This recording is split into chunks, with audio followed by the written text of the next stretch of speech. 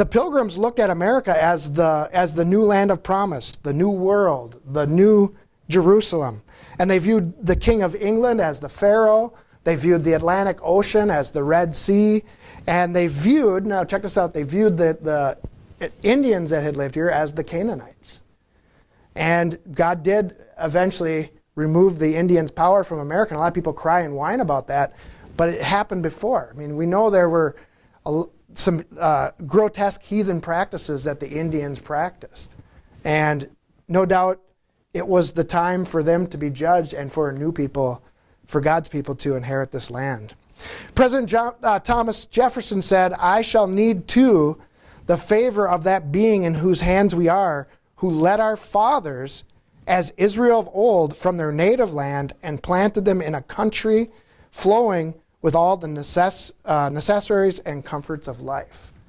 So again, the whole point of talking about this is Abraham was a stranger and a sojourner in a strange land that was promised to him. We can't entirely relate to him in that sense because we were given this country, America. So we've inherited a lot. I guess we could say we've gotten a big chunk of that inheritance as almost a down payment. We're blowing it. We're wasting it right now. But nevertheless, we are a very blessed people beyond what we sometimes even appreciate. All right. I guess I'll say one more thing about this. Revelation chapter 12, I believe, foretells, because Abraham's in this land, this promised land. It was a place that God had prepared for him. He wasn't going to get it for about 400 years. But America, you look at it, it was kind of sitting over here for thousands of years. And in Revelation chapter 12, it reads here, you guys don't have to turn there, but I'm just going to quote there. It reads, "And the woman fled into the wilderness, where she hath a place prepared of God, that they should feed her there 1,260 days. And to the woman were given now check this out, 2 wings of a great eagle, that she might fly into the wilderness, into her place, where she is nourished for a times and a half a time from the face of the serpent."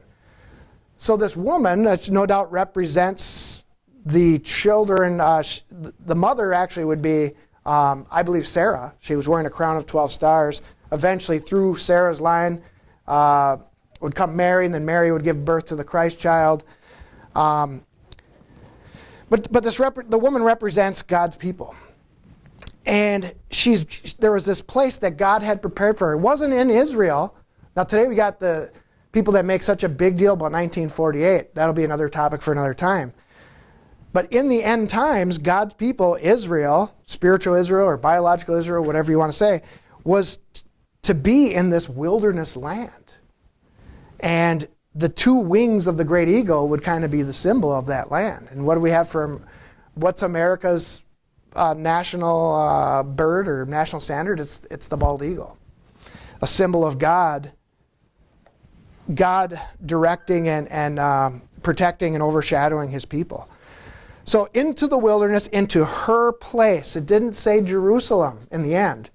They're getting away from the serpent. Now, it's interesting when you read about all of our forefathers, that's exactly what they were doing.